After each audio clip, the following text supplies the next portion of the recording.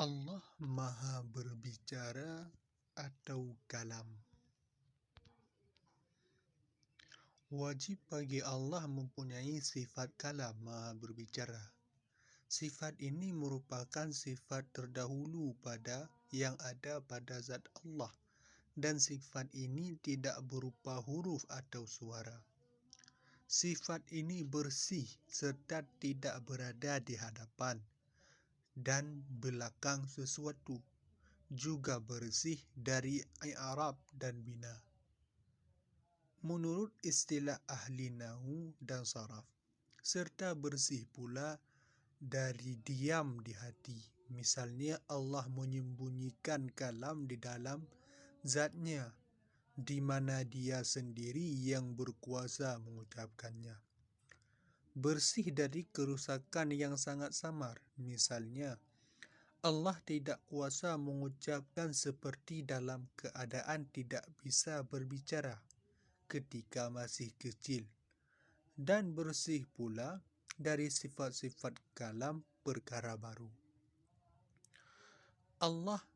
Sifat kalam Allah hanya satu, tetapi mempunyai beberapa bagian pertimbangan. Oleh karena itu, jika dipandang dari segi hubungannya dengan melakukan salat misalnya, maka baru dinamakan perintah.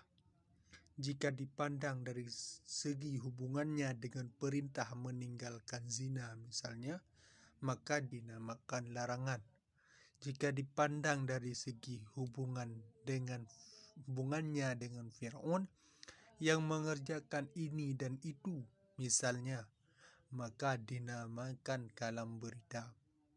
Jika dipandang dari segi hubungannya dengan orang taat yang mendapat syurga, maka dinamakan janji.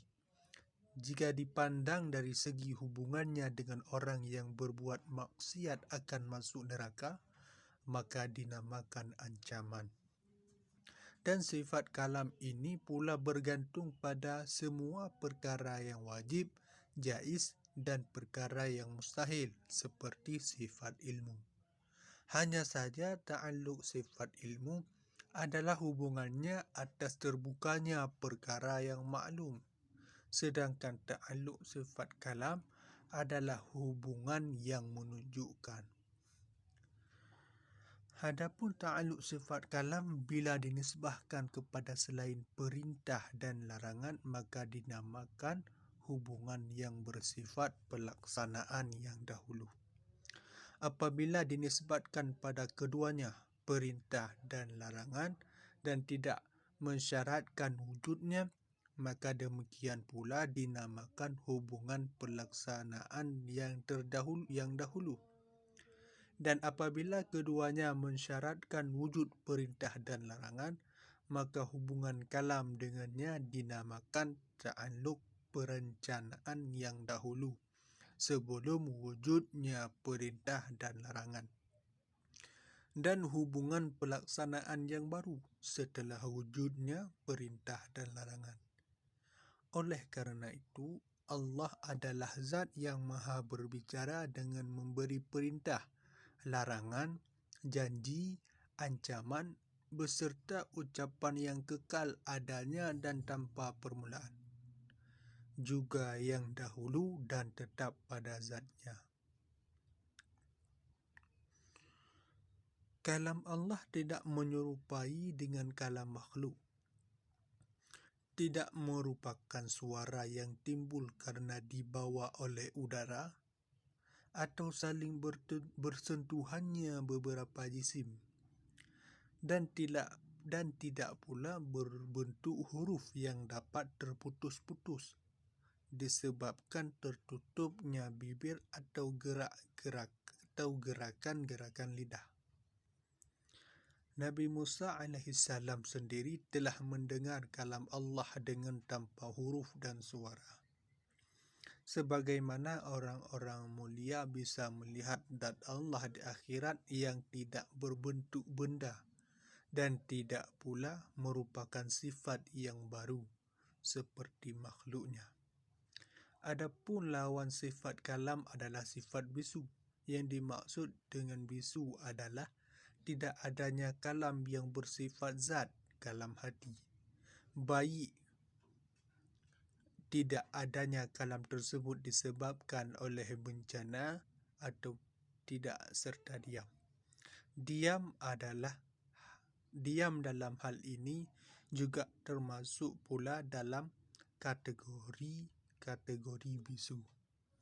Sedangkan yang dimaksud kebisuan adalah suatu bencana yang menyebabkan hilangnya kata hati. Contohnya, apabila Allah berkenan menghentikan manusia dari kegiatan berfikir, maka sekaligus di dalam hatinya akan terhenti perintah untuk berbicara. Ketahuilah bahawa kalam Allah menunjukkan pada kalam terdahulu yang menetap pada zatnya dan bersifat lafal, kata-kata yang bisa dibaca. Artinya, Allah sendiri yang menciptakan kalam itu, sebagai bukti bahawa seseorang tidak mampu berbicara pada asal jadiannya ketika masih kecil. Barang siapa mengingkari bahawa di antara kedua sampul Al-Quran, isi atau kandungannya terdapat kalam Allah, maka dia telah kufur.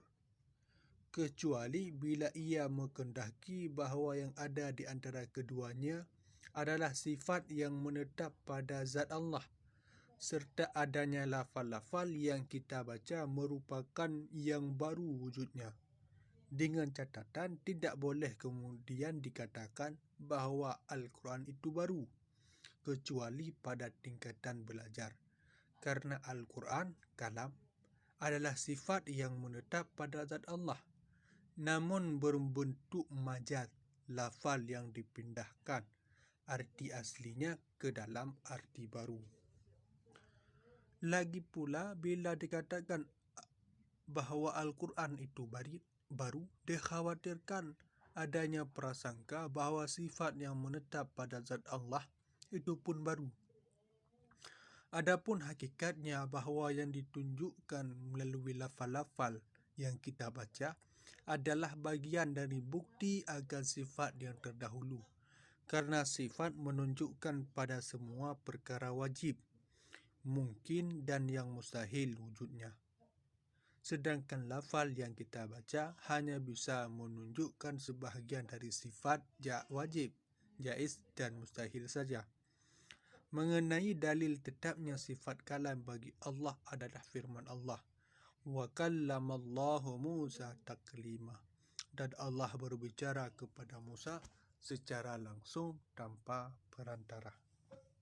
Surah An-Nisa ayat 144.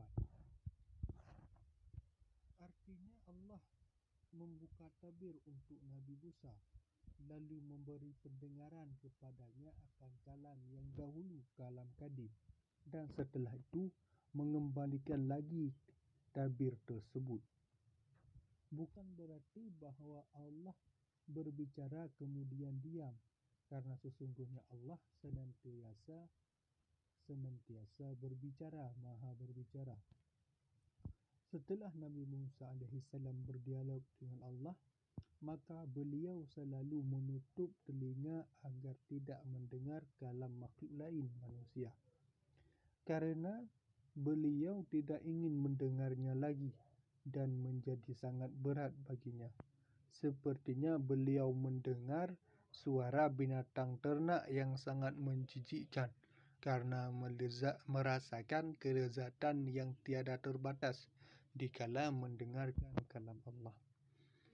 Zat yang tiada sesuatu pun menyerupainya, wajahnya berbinar-binar seperti cahaya, hingga tiada seorang pun yang menatap wajahnya kecuali ia menjadi buta.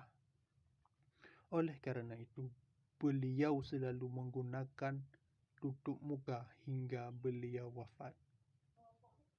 Para ulama yang ahli dalam bidang ini bersepakat bahawasanya Allah Subhanahu wa ta'ala zat yang maha berbicara. Lagi pula setiap yang hidup pasti menerima sifat kalam ini, yakni perkara yang diterima oleh segala sesuatu dan tidak akan pernah sunyi darinya kalam tersebut maupun dari lawannya. Apabila Allah tidak mempunyai sifat kalam, pasti akan mempunyai sifat yang berlawanan dengan sifat kalam itu. Akan tetapi keberadaan Allah dengan lawan sifat kalam adalah muhal, tidak mungkin. Karena sifat itu merupakan kekurangan. Sedangkan kekurangan bagi Allah adalah muhal, mustahil. Adapun sifat yang 7 yaitu qudrah, iradah, ilmu, haya, sama, basar dan kalam dinamai yaitu yang wujud. Sekiranya tabir Allah terbuka, nescaya sifat-sifat tersebut dapat dilihat dan didengar.